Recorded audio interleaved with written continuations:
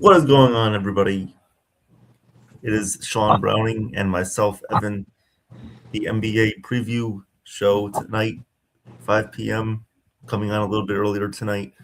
Unfortunately, we will not have Chef Nick or Nathan. They're taking care of some responsibilities. But we do have Sean with me tonight, who is ready to talk about some NBA news and talk about some of his thoughts on the investigation that happened earlier this year. Terry Rozier, Chauncey Billups, and all those little tidbits there. So I'm very excited to talk some NBA news tonight. Sean, how are you? Oh, I'm doing all right, Evan. How are you? Awesome, awesome. I do want to mention quickly tonight, TJ from Total Turnbuckle Talk will be doing the wrestling show Total Turnbuckle Talk tonight on his channel around what is that 10 p.m. tonight on his channel.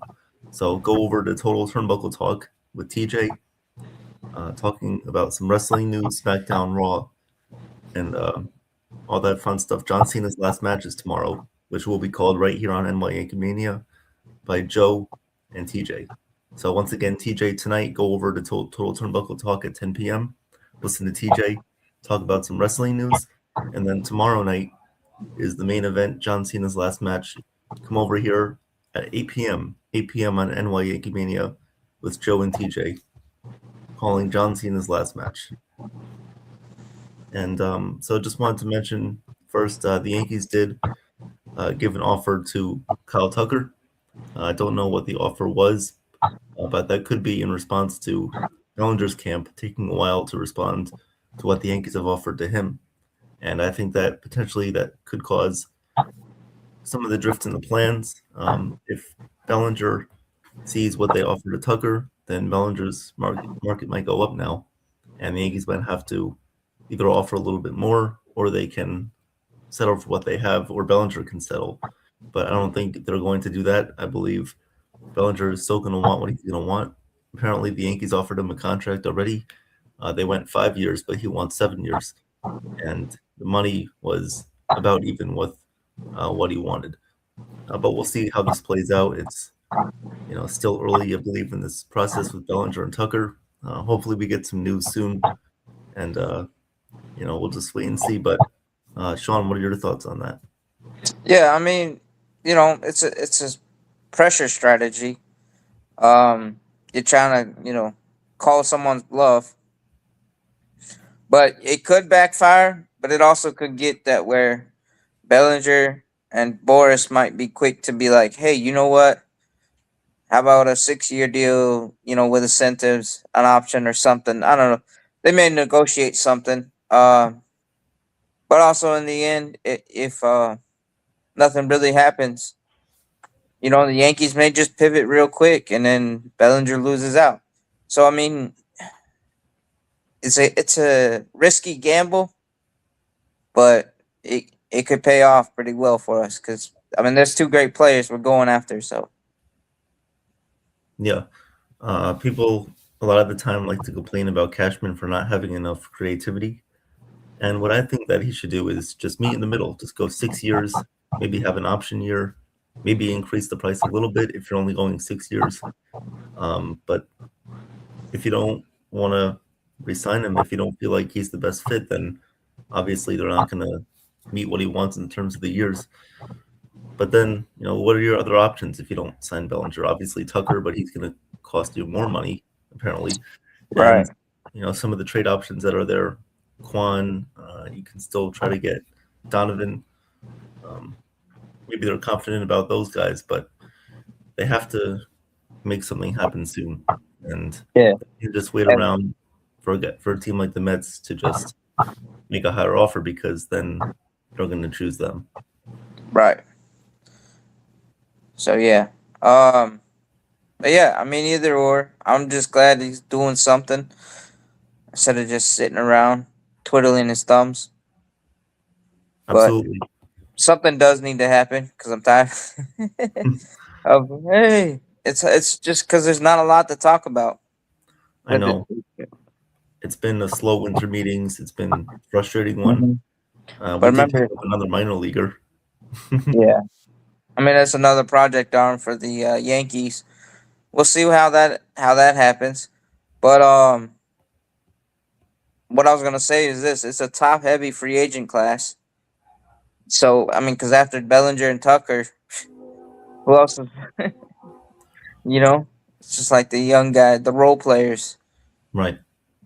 Um, Some of them already got signed, yeah, so we definitely don't have as many options if we don't get this deal done either with Bellinger or Tucker. So we'll right. see what happens.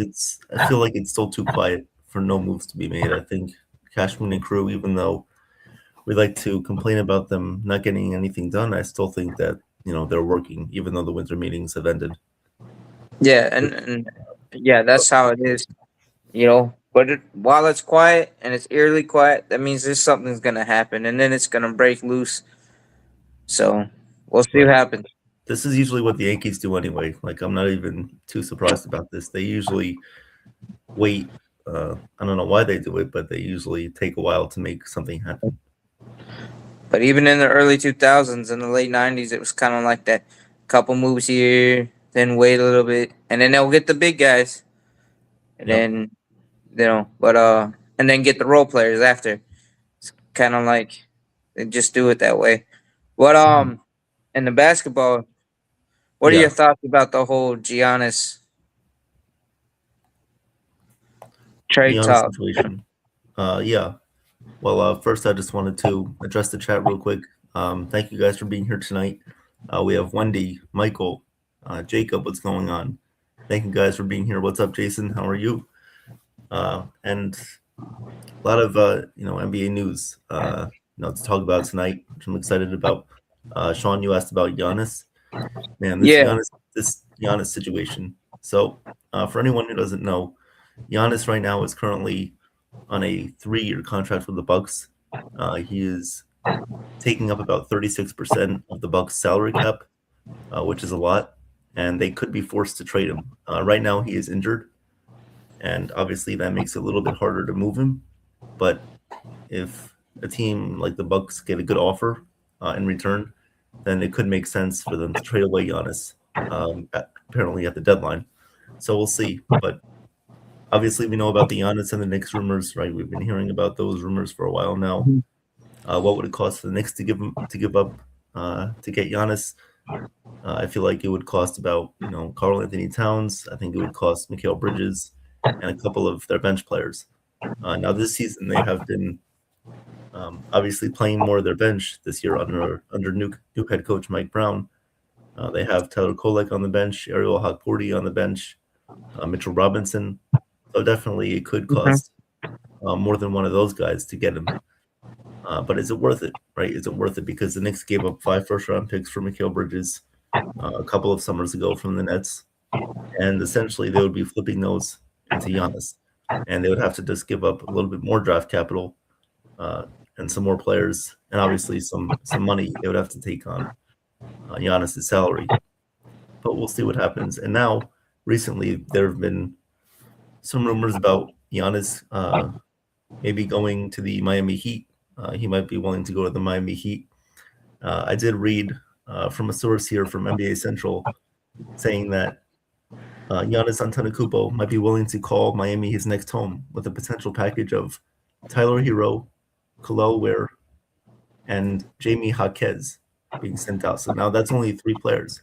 Obviously, one of them is a big piece in Tyler Hero, who's been hurt this season, but obviously Mhm. he's been a big part of the Heat's franchise the past couple of seasons. So you figure you look at this and if you're like the Knicks, you're saying, all right, well, it's not going to take too much. I think it makes our team better, so we can go ahead and do this because we'll have Giannis. He'll fit well with Jalen Brunson. He'll fit well with um, Giz McBride and all the players that the Knicks have. So we'll see. And obviously in Miami, it's easier because you can take on a little bit more salary and you don't have to pay as much taxes out for the NBA. So that's interesting news. That is interesting news, and I think it could definitely happen by the trade deadline. We'll see. Yeah. And the interesting thing with Miami is, we were talking earlier about Riley's involved in that leadership, but also um, Alonzo Mourning has a minority stake in the team, so he's heavily involved. Um, and yeah, I mean it's decent, and that would be a nice home for him. Kind of get a fresh start, and they got young guys there, and they need that kind of leadership that Giannis brings. Hmm. That big guy that can be a presence on the team, because you know how it is. Toward the end of a basketball game, you need guys that have presence on the court, because then the strategy gets involved, and it usually works to your advantage if you have more than enough guys. Yeah. Like you have the Knicks, they have Towns, and they have a couple other guys that can get you. So if you double Towns on the other team as a defense, somebody else is going to be open, Hmm.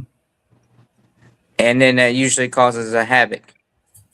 However, you got if that defense is able to execute that double team and still neutralize the team, they can win. So it's the more you get a guy with presence, like we used to joke about the hack the shack, but that was a strategy because of the presence of Shaquille O'Neal. Hmm. You know, plus usually when he was with guys like Kobe or LeBron, or even when he was with D Wade, Dwayne Wade, and in the morning, those guys could work around him, and they usually um it made everybody better. That's why usually teams won that Shaq was on when other teams did it. Right. Yeah, definitely. You're totally right. Were you gonna say something else? No, I mean I'm just saying that would be interesting. And I mean I like Giannis, but I mean if it's strained over with the Bucks, both the business side, and I understand how it is with the cap hit and all that. Yeah. It's better for him to move on where he wants to go. If I were the Bucks, I would just trade him where he wants to go, because the stars have a lot of sway in the NBA. You're right. You're right. And I think the Heat are one of those teams where, if they get a superstar like Giannis, they're not going to let him control exactly what, he wants to do. If he wants to Right. make changes to the roster, then obviously I think they'll have to come to a compromise beforehand, like Yeah. saying, okay, you can only have this much influence on our team up to a certain point, Right. And right? yeah. Not like what it was with the Nets when they had three superstars and pretty much, they only played like 7 games together, Yeah. 14 games together the whole time that they were there. Right. And you saw how the Cavaliers fell apart with when they had LeBron and Kyrie Kyrie, yep, J.R. and Smith, yeah, all those guys, because they all wanted to say, because they all wanted to try and be the leader instead of just following LeBron. absolutely. And I think the Heat would definitely make sense in terms of a roster standpoint. Yeah. Teams now are looking to spread the floor. They're looking to create space, pass out to open threes, Mm-hmm. play more of a West Coast style, European League style Yeah. basketball, where it's yeah, Yeah. That's the Pat Riley special. The triangle offense, the West Coast offense. You know what I mean? It's absolutely. all, yeah. That's his style of play, and yeah, I mean that's good. And the thing about Pat Riley too is he knows how to deal with stars and to put them into place. He'll listen to them, but he'll, hey, Hmm. nope, I get to. So Yep, to have the final say. yeah, Definitely. And that's why the Heat have been a very successful team and a very stable team. Eric Spoelstra is a great coach. He's yep, gotten the most out of this Heat team this year. Let's talk about some of the standings a little bit. So right now, obviously, we have the NBA Cup going on currently. Our semifinal matchup will be tomorrow. Tomorrow at 5:30 p.m. Eastern time, we have the Knicks facing off against the Magic, and then we have the Spurs facing off against the Thunder. I think the Knicks against the Magic could be a great matchup. You have obviously the Knicks have a great team, experienced players, but then you look at a team like the Magic who are starting to write a name for themselves. They've been competitive the last couple of seasons. But now you see them growing together as a team under coach Jamal Mosley. Unfortunately, they'll be without Franz Wagner, who is out with a knee injury. Unfortunately, he got hurt. But they still have guys on that team like Paulo Banquero, Anthony Black, and Mo Wagner as well, even though he's hurt, to help that team move forward and move along in the season. And right now they're sitting at 15-10, while the Knicks are sitting at 17-7. So we'll see how that game goes. It will be played in Las Vegas, the NBA Cup semifinal game tomorrow. And then you look at two teams like the Spurs and the Thunder. I mean, you're talking about a Spurs team who has significantly improved this season under coach Mitch Johnson following Greg Popovich's tenure there. Mm-hmm. As I mean, he's right now he's working in the front office there with San Antonio, and he's doing an excellent job. And you see guys like Wembanyama, you see guys like De'Aaron Fox, Stephen Castle, just really, really improving that team. And Yeah. they've been consistent this season. They've been consistent, and they're winning games. They have that winning mentality, the winning culture, and they know how to play the right way. Right. And high draft picks definitely will help you do that. Plus, you get a guy like De'Aaron Fox, who's been a borderline superstar with the Kings. You add him to that team, and that really helps improve the experience aspect. And then the Thunder, there's really nothing to say about the Thunder. The Thunder are the best team in the NBA, sitting at 24-1, almost 1,000% winning percentage. It is incredible how good this team is and how good they're going to continue to be this season. And it really is amazing. I think they could go 80-2 possibly, which is insane. They just don't lose. They just don't lose. I mean, you have Chet Holmgren, SGA. You have Isaiah Hartenstein, even though he's hurt. You have Kevon Wallace. I mean, you have all these players that are just stepping up and that know how to play the game the right way. And it is really incredible. So whoever makes the finals, we'll see. I believe it will be the Knicks against the Thunder. And, it should be a very fun matchup. Sean, do you have any thoughts on that? Yeah, I mean that's gonna be the because I mean the Thunder. You got to see if some team is gonna step up and really challenge them and knock them down off their little peg. Um, I mean, hey, hats off to them. They're on a historical wrath right now. Where they're matching. They already matched the Warriors when they went that 72 and or whatever, however 73-9, I think it was. The pace so far this season is what they matched. But I mean, we'll see how many they games they can win, and we'll see how they can keep it going. But it's also up to the teams on the rest of the league to try and beat the best. You know. Yeah, Um, yeah, definitely for sure. Let's see. So our standings right now currently. So in first place in the East we have the Pistons, 19-5. Then the Knicks, mhm. the Celtics, who have rebounded from a tough start to the season. They're back in third place. Then you have the Magic, the Raptors, who have been very surprising this season, the 76ers, and then you have the Cavaliers, who have been a little bit disappointing. They're still 14-11, but coming off of last year's first place team, they've struggled this year a little bit. And then you have the Heat, who are always around the play-in area and borderline playoffs. The Atlanta Hawks, and then the Milwaukee Bucks. So it will be interesting to see if the Milwaukee Bucks, if they stay in the play-in race, if they, do better and get to the playoffs, or if they eventually will drop out a little bit.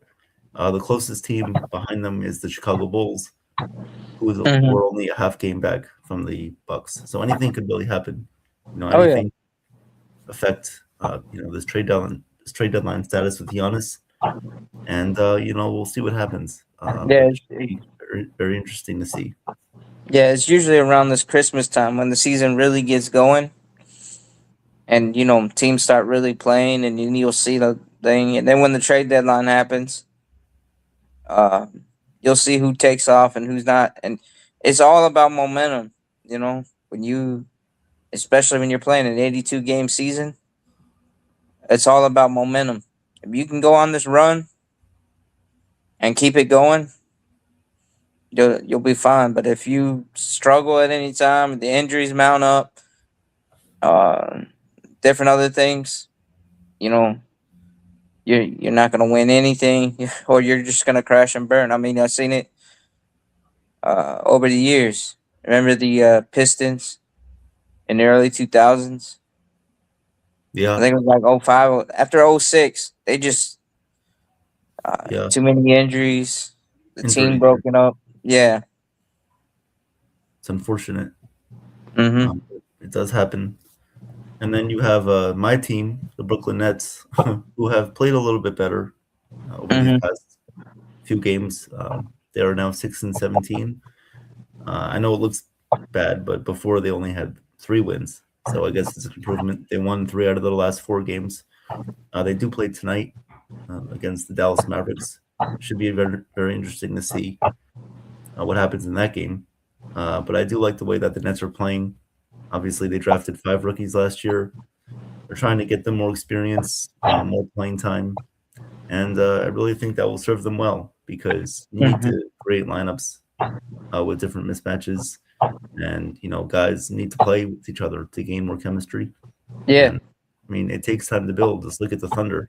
They weren't good right away. They started out rebuilding in 2020. When they got SGA, and ever Yeah. since they've improved every single season. Yeah. And I mean, team chemistry is important in basketball because it's all fluid, right? There's no stoppage of play unless the ref blows the whistle or the fouls. You know what I mean? Um, Yeah, so when you go back, and that's why pick and rolls are so necessary in a game. But you got to have that team chemistry. Somebody's got to be willing to give up to let the other guys, and then the stars got to know, hey, you know what? Let me kick it out to this guy if he's open, and let me just execute in those moments. Why do you think Jordan was so successful his whole career? Why do you think Kobe was too?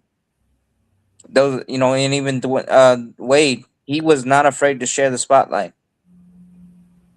You know. absolutely, absolutely. You have to have a team mentality, but also what you're doing has to benefit the team. If you kick out to an open guy in the corner, that's benefiting the team. If you drive inside, that's drawing fouls, that's benefiting the team. And then they also always play defense hard. They always played physical defense.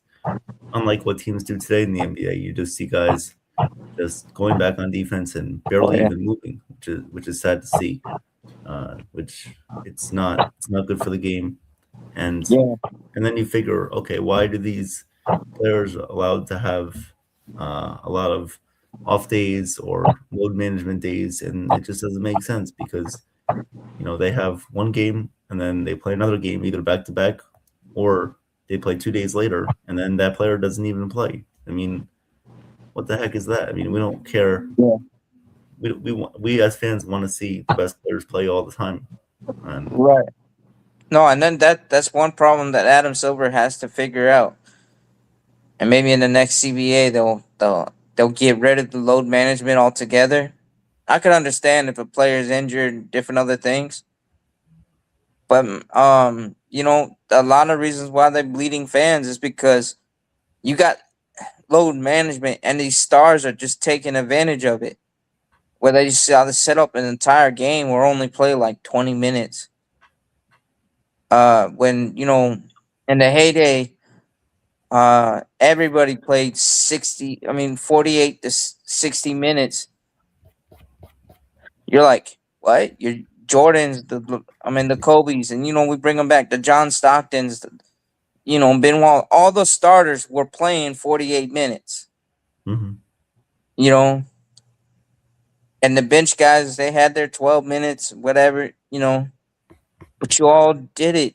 I and you know, it's just like when you take away and these stars are sitting out, and then we're gonna get into the whole, and that's why this whole gambling situation is a black eye in the NBA yeah, because not to say that I mean it's cool that they advertise fans can bet on games, but when you got players that are using the load management and they're like what's his name Brazier, if I Rozier, said it yeah, right. Terry Rozier. Um, where he would sit out, but he would tell his friends, "Hey, yeah, man, I'm gonna sit out this game or load management, so bet the under."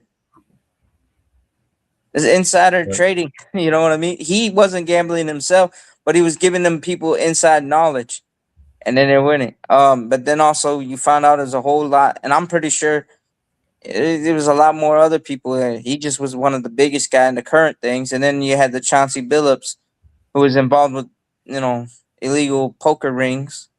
So you don't know how much he interfered.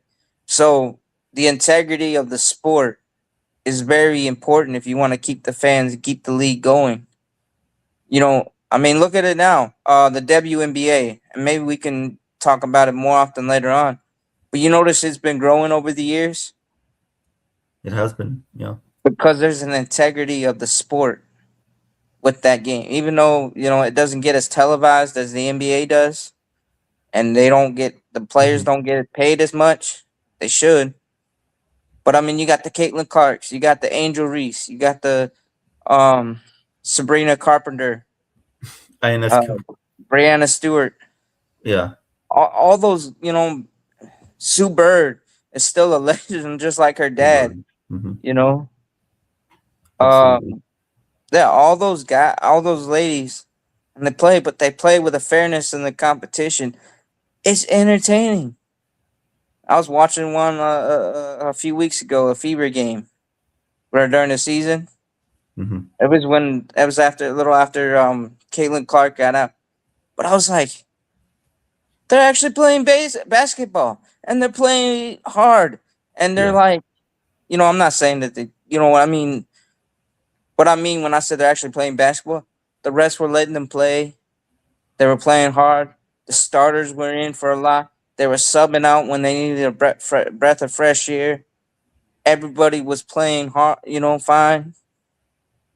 And you were like, wow, it's energetic. They weren't worried about load management. So, I just wish Right. the NBA would get back to that where for the love of the game, you know what I'm saying? Oh no, absolutely.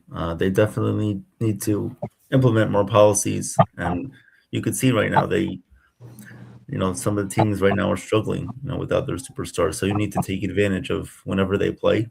You need to Mm-hmm. have them impact the game the most. Oh yeah.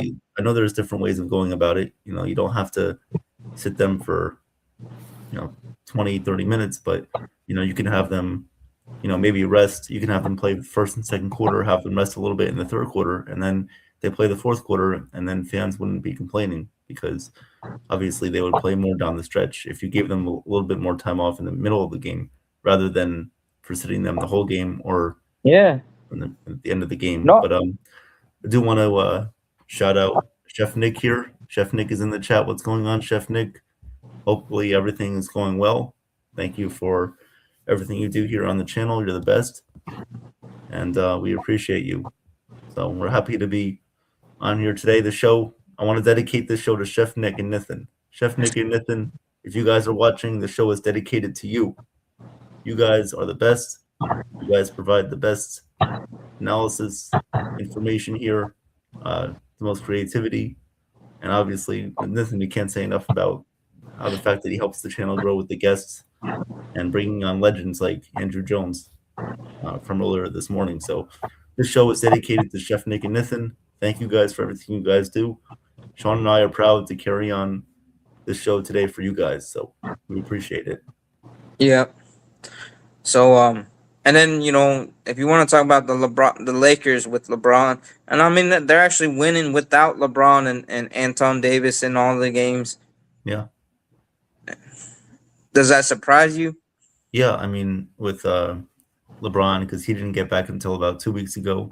Like you mentioned, Anthony Davis, he was traded last season to the Mavericks. Yeah. That was a whole Well, nother I meant without Luca and without Luca. all the I know what LeBron. you meant. I know what you meant. Yeah. And Luca, who's known for having a couple of injuries himself, has been playing healthy this season. Um, Obviously, he had to rest. He had some rest management games, which is fine. I understand that because a couple of back-to-backs on the road, and I can get a couple of those games. But Yeah. especially if you're at home, you can't have load management. But no, I I'm think that's the surprised. only. I That's was the only surprised. way for it. But go ahead. I was a little bit surprised to see how well the Lakers were doing, especially without LeBron. I mean, I know he's this great superstar, great history. Has one of the uh, most points scored in the NBA, and I think he's top five now. And Oh yeah. the fact that they were winning games, without him, even though he's older, in my opinion, is still impressive. I think they have like currently an older roster right now. They're more experienced, but they rely on veterans. They don't have too many young players. Although one of their young players is really stepping up this season, Austin Reeves, he's having a great season, But yeah. and that's why right now they are where they are. They're sitting in fourth place at 17-7, Mm-hmm. and some people would actually argue that they're better without LeBron because they feel like there's more ball movement. There's not just a stagnant offense. They're not, that lazy on defense. But no, I still think they're a better team with LeBron. I mean, he's one of the greatest players to ever play. And Oh yeah. No doubt about it. He's the face of an era in basketball. He took the mantle from Kobe Bryant. mhm, But the thing is too, and that's been one of the problems following LeBron his whole career is there's times where he'll put on that Superman cape, and then he'll get to that ball hogging uh style, and then it affects the team negatively when he does that. But there's times where he'll take over the game, and then he'll be unselfish, and like a few days ago when everybody was surprised where the he passed the ball, he got the assist on the game winning shot. yeah, yeah, Yeah, that was against the Raptors, right? right. They had the game winning three there to win that game. Yeah, Yeah, no, in the final second. I mean, what? yeah. I think in that game too, he broke his 10 plus point streak, Hmm. having 10 plus points in a game. So he's playing more unselfish, and that's the type of style basketball that you need to win is unselfishness. Yeah, I mean that's when he won his championships was when he was like, you know what, I'm gonna share and we're gonna beat the guys on the team. But when he tried to do it all on himself, you're not gonna win basketball like that. Not a championship. Yeah, Um, I mean Jordan had Pippen, Kobe had Shaq, and he had Ori and had all those guys. And then even when you look at the Warriors, who they had? They had Steph Curry, his brother, um, the Splash and then Bros, yeah, yeah, and then they had KD. They had all those guys. Thompson. Yep, they Yeah. had Iguodala, Draymond Green. No, yeah, they had. Remember Verjao? Remember him? Hmm. He was a great piece on No. that championship team. Yeah, he was their X factor. He was their defensive specialist, X factor. That's gonna knock the ball loose, get the rebounds, scrabble, scrap for the ball, and the teams feed off that energy. You always need at least one or two of those guys that can just. They're not one of the big guys. They're Yep. just a role player, or they're on the bench or whatever. They come in, they'll get a key steal at a certain moment, and then it will bring a run. You know how basketball it all relies on those runs, Yeah. and then you got the steal or you get a key rebound, loose ball, scrabble for it. You need guys like that. They ain't afraid about you know having burnt knees, Yep. bloody knees, whatever, and they can just help you guys win the game. And then the stars jump on those back. I mean, it's all throughout the league, and that's just the way I mean, if you can hear, I used to play basketball in my teen years. Mostly of it was in the Y League, but that's how I played. I was a defensive specialist. Hmm. In the days I watched as a kid, I watched Alonzo Mourning. I watched Gary Payton. I watched other guys that were like that, and the Van Axels. They can get you points, but they could get you stuff, a bunch of steals in the game, a bunch of rebounds. Hmm. Dennis Rodman. But yeah, and it's a complete team, as you know. And I mean, why do you think the Knicks are doing good for multiple years now? They got a team that's actually playing like a team. Yeah, Uh, all these teams, and the Nets during their rebuilding, it's gonna hurt. But if I they can know. get that 2 or 3 stars, and then you just get players that can play as a team, Yeah. you get your X factors, and Well, it's everybody works together. yeah, and my thing is, you have to try to develop your homegrown players to the superstars Mm-hmm. because And that's how you're going to win. You and then the need, other thing too is yeah, you get stars that they got to buy in what the coach strategy is. absolutely, absolutely, and that motivation is a huge part of it.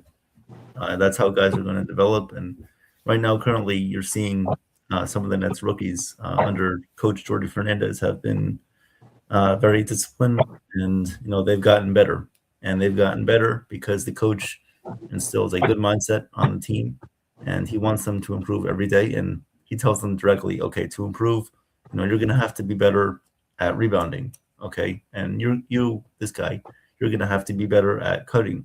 So there's one individual thing that the coach tells each specific player to do, but that allows the team as a whole to play a lot better. And without that discipline, you are not going to become a successful team without everybody contributing, no matter what role they play. If they were playing a different role in another city, for example, a guy like Michael Porter Jr., who's been averaging over 30 points with the Nets, he's been absolutely incredible. With the Nuggets, he was in a different role. He was in Mm-hmm. a different role on that team. I feel like on the Nuggets, he was more of like a catch and shoot kind of guy. He was taking too many dribbles. There were times where he would just stay on the wing and he wouldn't move. But with the Nets, what is he doing? He's setting screens. He's playing drop back coverage on defense. He's being more aggressive offensively. He's playing that 2-man game with Claxton and Michael Porter Jr. And that's another thing I wanted to ask you, Sean. But I'll ask you that after I'm done about this. But you just see how it takes more contributions from each individual player playing in the coach's system to help the team overall grow and become a better team. But Sean, I wanted to ask you, what do you notice in these days in the NBA? I feel like a lot of teams are playing through their centers. They're either playing around the free throw line. They're doing end arounds. They're usually just there setting screens. What do you think the modern day center is like in today's NBA? He's kind of like the pole guy that they, like you said, they play around them instead of playing through them. Um, where they might pass it, they'll do pick and rolls. They might, Yeah. but now they also got 7-footers that are throwing shooting a lot of threes, and some of them are real good at shooting threes. So now instead of in the old days, the center was always in the middle, in the paint, Mm-hmm. um, along with the power forward. Those guys were always in the paint. Now you're worried about those guys being kicked out at a 3-point line on the end, or they might be in the middle, up up at the free throw line, and then you can play around them and through them. But it would be more effective and more fun if you have the centers where it would be the back and forth between the point guard and the center, and Yeah. then they kick out to the wing. They kick out to the guards because then you got more free space. Do it, but you go through them and you'll score a lot more points or get a lot more cooler dunks. But I know there's some nice dunks, but you know, you there's a problem when every team's reliant on the 3-pointer. Yeah. Then man, now defenses can just crowd the free throw line. I mean the 3-point line Right. and just cause you issues. But I remember growing up when I watched, the NBA. If the ball went to the center, it was like, okay, they're either going to, back the player down to the paint, or they're going to like maybe do like a fadeaway, or there wasn't as many times where they would be on the perimeter themselves, or they would pass out to the perimeter. They would just be aggressive. They would attack. they would draw fouls. They would be part of the paint. And now it's Right. a lot different. It's totally a lot different now. Obviously, like you said, they're taking more threes, more pick and rolls, uh, more kind of like on the outside game. But sometimes what I see is I see smaller players trying to cover bigger players, especially in the paint, and I can't stand that. Why not Yeah. just match up your best player on that player? Like if you're gonna have a center, have your power forward or something. If they're supposed to be on the wing, okay, that's fine. But it doesn't make sense to have a guy like a small forward or a shooting guard or center in the paint. I just don't really understand that. No, I never understood that. I mean, you always used to see the big guys like Charles Barkley would guard Shaquille O'Neal, Hmm. you know, and Dennis Rodman would guard whoever you know what I mean. It was kind of like center on center. Um, but there's a Right. difference. And a lot of times, what they used to use the center, the first time the point guard would pass to the center or the guard would, usually what it would do is it would help them reset the offense in order for them to kind of rule. Because especially after you're running full speed, you kind of need that little time to let everyone kind of get set. And then, Yeah. but then, like you said too, sometimes they would turn around, do the post move, and either fade away, draw fouls, or drive to the basket. But then in other cases, they would kick back out, and then they would run their whatever offensive play that they wanted to run. But yeah, there's Absolutely. it's just like it seems like this game has got so obsessed with the free throws, like MLB got obsessed with home runs. Oh, oh yeah, I know. And that's another thing is the NBA refereeing these days. Oh man, they have just become very reliant on that foul call, and any little thing, I feel like it's more favored towards the superstars. Even if they get a little bit of contact, then the ref will still call the foul. And now they Mhm. have the rule where you can't kick your leg out when you're shooting a three. If the defender plants their foot underneath the landing spot of the shooter, the 3-point shooter, then that will be considered a flagrant foul, which really Wow. I don't understand. I hate that rule too. No, Um, but, that um, but yeah, I just wanted to tell you guys a couple of programming notes before we end today's show. We'll go a little bit longer, and we'll get to the chat, guys. So don't worry, we'll get to you guys. But a couple of programming notes is so tonight you have Total Turnbuckle Talk with TJ by himself. That will be on Total Turnbuckle Talk with TJ. So go over there, go subscribe, go like, and go share. The streams on Total Turnbuckle Talk tonight at 10 p.m. You have TJ, and then tomorrow, right here on NYYANKEE Mania, will be Joe and TJ calling John Cena's final match tomorrow night at 8 p.m. So please tune in, guys.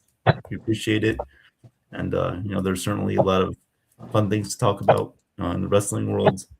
And if there's any baseball news, we'll inform you guys. But unfortunately, there is no baseball news with the Yankees right now, unfortunately. But thank you guys for being here today. Let's see what you guys are saying in the chat. Jason says Danny Wolf and Yor have been steadily improving because of the system that they are in. Absolutely, 100% agree with that. Ever since Danny Wolf has been playing more, the Nets have been a lot better. And he has that paint presence. He kind of reminds me of. I don't want to say that he's going to be this guy, but he kind of reminds me of like a baby Nikola Jokic a little bit. okay. He's able to be in the paint. He's able to back down defenders, but he can also play the point and he can shoot the three. So that's very impressive. Michael says most centers these days are not real huge scorers. Absolutely. I understand the point they are trying to make there. They're more of like the distribution guys. You let Hmm. your point guards and shooting guards now do most of the work because it's more of a three-centric day. Michael says, are you a Lakers fan, Sean? Yeah, I mean, I like the Lakers, but I also like the Heat. Those are just two teams I liked. Yeah. Because I like certain players on them. But I did like him, especially when I Kobe Bryant and Shaquille O'Neal teams. the '90s and 2000s. They did that three-peat. Oh yeah, I remember they beat the Nets. I think what was that year? 2001. 2003 or 2001. 2001 we beat the Sixers, but the Nets were like 2003. That was the Nets against the Lakers. Yeah. Yeah. Did, well, I wanted to ask, what was your impressions of that series? I was obviously I couldn't see that series because I was born in 2003. But what were your takeaways when watching that? And obviously the Lakers were dominant. But can you speak on those times a little bit? And Yeah. I mean, the Lakers were dominant, but they were playing a team as a complete team. Their bench was deep. The the Nets, they had Jason Kidd, um Steve Nash, and they had a few other, but they had a deep team too. The problem was is this the Lakers just outpowered them, yeah, um, and just ran them out. And but it was a dogfight. It was a slugfest. You know, they were punching everyone, and yeah, it was just about as exciting as the Lakers 76ers a couple years before that. So it was just kind of. But yeah, I mean the Nets were just a surprising team that year that they were so good. They were yeah. dominant. Um, but you know, it just came down to who had the deeper bench and the role players. And remember, I mean, it was you're talking about Pat, right? You know, or Phil Jackson. Phil Jackson was the coach, right? Yeah, Yeah, Phil Jackson and Shaquille and Kobe just took over the oh, game. But there yeah. were times where when the Nets won, they were able to neutralize either Shaq or Kobe. What was that a sweep, or did the Nets win one game in that I series? think they won one game, but Yeah, I can't remember offhand. But I know it was a good series. yeah, I mean the Lakers 76ers was game six or game seven. But that one was a huge fight. But yeah, I mean that team when they did the three-peat, they were determined to go. But somebody could probably pull up the stats for that yeah. year. Um but yeah, it At that was time, and oh yeah, sorry. you know, it's just I love that era. I really like that era of basketball. I watched a lot of different teams, different games. Um you know, when I first got into basketball, the it was at the end of the Bulls run. So I Hmm. got to only see like 1 or 2 years of the Michael Jordan, Pippen, and Rodman years. Um, but yeah, it was a lot of teams. And then I was happy when Alonzo Mourning got his ring in '06. Oh Uh, yeah, no, definitely for sure. And yeah. at that time, I feel like the Nets were, starting to build something. Obviously, Vince Hmm. Carter, Jason Kidd, and Yeah. that team, and I mean, Vince Carter, when he was with the Toronto Raptors, yeah, before he came to the Nets, and dude, I mean, Vince Carter was a man that just wowed you. I saw him dunking contest. Just yeah, he was him, incredible. Tracy Yeah, McGrady of the Orlando Magic, yeah, and yeah, they.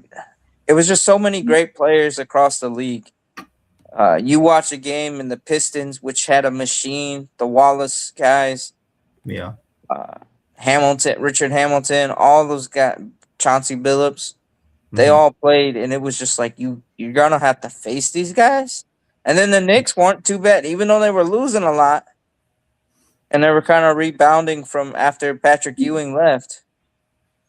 You know, they kind of fell, but they had yeah, good, they were a scrappy team. And then oh yeah, for sure. but yeah, you know, I like that play when in the era where you saw the elbows flying, you saw not on purpose, but I mean it was just they played hard, Yeah, you know. it was very physical. It was a Hmm. physical game, and You saw guys wear those face shields for the eyes and the nose oh yeah, oh because they yeah, would get their noses broken. oh yeah. No, that was a very physical time, and I wish the NBA would go back to that. I think it was better when it was like that. Yeah, I mean, you had your fair shot of threes. I mean, guys like Scottie Pippen and others could just throw threes like nobody's business. Luke Hmm. Walton was pretty decent at threes, but he could go in for layup. But they would drive into the paint. It was a well-rounded era in basketball, and it's like this one is too 3 point heavy, and Yeah, and then you got the problem where the stars, instead of working together for a mission, they're, they're like, well, no, I want to lead. No, I want to lead. No, yeah. Instead of just taking the patience and time to build with their team, they were uh, mm-hmm. now they're just too impatient, and Yeah. unfortunately, it's gone a little bit different now. But I wanted to go over some of the disappointing teams so far this year in the NBA before we wrap up. I wanted to mention the Clippers. The Clippers are one team that have been very disappointing. They're sitting at 6-19, second to last place in the Western Conference, 3 games back of a play-in spot, and a team going into the season with James Harden, Kawhi Leonard, Bradley Beal, Chris Paul. You think that they would be a lot better, but this is just one example of having too many superstars, and it's unfortunate with what happened to Chris Paul. He had to Yeah. he was released by the Clippers, but I Bradley Beal thought, goes down for the season. Um, Kawhi Leonard doesn't play every day, and now you're just left with James Harden, who, in my opinion, isn't as effective as he was earlier in his career. So that team has been very disappointing. yeah. I mean, Chris Paul's at the end of his career. He's just trying to hang on and still compete, but his body is falling apart due to all the injuries. And the league's kind of moving on from him, and he's trying to fight to hold on. And then Harden has had this problem no matter where he goes, whether it's Houston or the Nets or wherever. Clippers, yeah. Um, Sixers, he's on the Sixers too. yeah. Well, no, I mean he's just always struggled with coming up in the clutch. Yeah, for sure. Yeah, he can't win a championship, and in my opinion, he never will win a championship. No matter how many Hmm. guys you have on that team, you could have Paul George, Kawhi Leonard, Russell Westbrook, anybody, Michael Jordan, and he's probably still wouldn't win a championship. Well, Jordan probably put him in his place. Yeah, yeah, he wouldn't like all the flopping Nope. uh, and sitting around, just taking away time from the team and not being a team player for sure. But let's do a quick scoreboard update while we have you guys here for the last 5 minutes. Let's give you guys the games for tonight. We'll do some predictions. So as I go game by game, Sean, tell me which team you think is going to win. All right. So starting off with the Nets and the Mavericks. So the Nets play in Dallas tonight against the Mavericks at 8:30. Who do you think is going to win, Sean? I think the Nets might actually shock you and win. You think so? Yeah, I could see it. I could see it. they're Definitely, the they're Mavericks due a are win. 9-16. They have Anthony Davis back. They've been playing a little bit better with him in the lineup and Cooper Flag, but we'll see what No, happens. I mean, but Davis is another guy that will quit on his team when it gets too rough for him. Definitely. All right. Our next game we'll have the Chicago Bulls against the Charlotte Hornets. Oh, it's the Bulls. Bulls. Yeah. Yeah, I mean, the Hornets just they're a dumpster fire. Yeah. I mean, they've had a couple of games where they've been good, but overall this season they're trying to gain chemistry with some of their younger players, and it's just a transition season for them.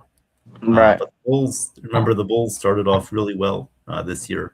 They were in the top 3, and then they slowly drifted their way down in the standings to the NBA play-in. But I do say the Bulls will win this game tonight. I do feel confident about that. And for the Nets and Mavericks, I think the Nets are going to win. All right, so for the Hawks and the Pistons, the Hawks play in Detroit against the Pistons tonight. No, I think the Hawks might actually pull an upset. You think so? Pistons have been playing inconsistent, but I mean, yeah, they're 19-5. Hey, sometimes you lose. Yeah, Even though 19-5, and maybe they're just due for a loss. I don't know. I just feel that way, but I could be wrong. yeah. All right. Next, we have the uh, Pacers against the 76ers. I think the Pacers. You do. I'll say the 76ers win in this game.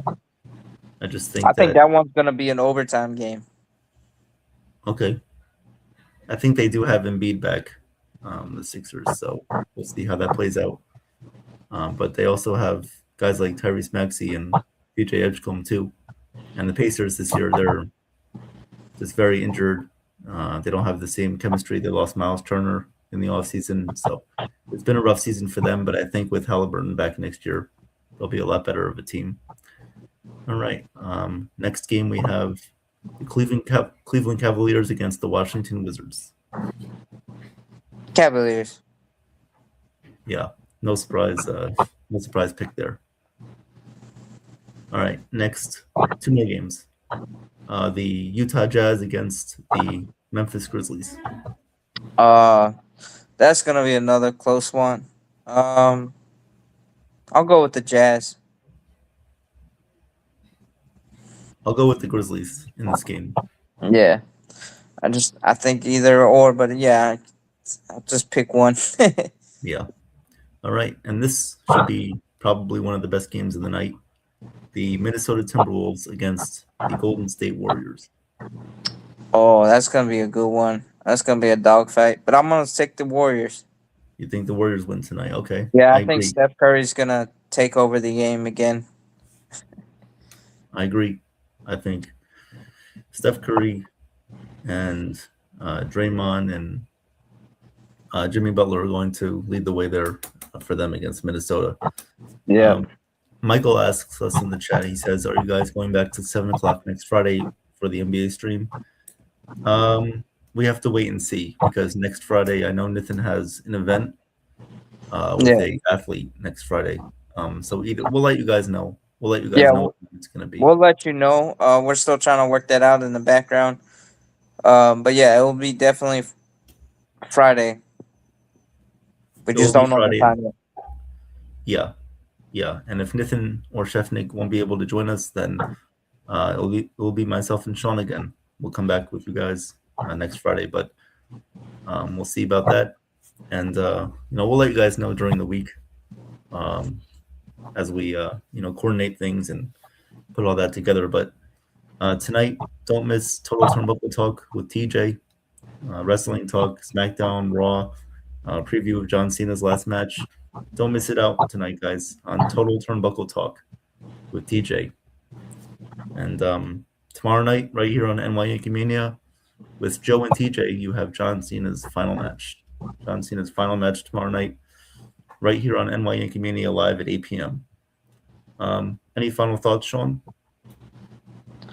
Yeah. No, guys. Thanks for tuning in. While we're waiting on for the Yankees to make a final move, um, enjoy the times and your holiday preparations. Be safe. Enjoy. And then like we said, tune in with the Total Turnbuckle Talk because wrestling's about to say goodbye to one of their legends. Although he'll probably come back in some facet in a few years, give or take. But his active wrestling career is gonna say goodbye tomorrow. So let's tune in with and see how TJ is, a young mind who really knows the sport. Um, so come and tune in, and then also if any news breaks over the night or over the weekend, we'll have special shows. If the Yankees actually make a final move and all that stuff, we'll get you covered for the weekend. Let's hope so. Let's hope so. We need some Yankee news. But thank you guys for joining us tonight. Appreciate it. Sean, thank you for joining me. Unfortunately, Yep. we couldn't have Chef Nick or Nathan, but Sean, you did an excellent job. Very excited and happy to have you on tonight's show. And hopefully we can do it again soon. So, All right. guys, have a great night. Appreciate it. Don't forget to like, comment, and subscribe.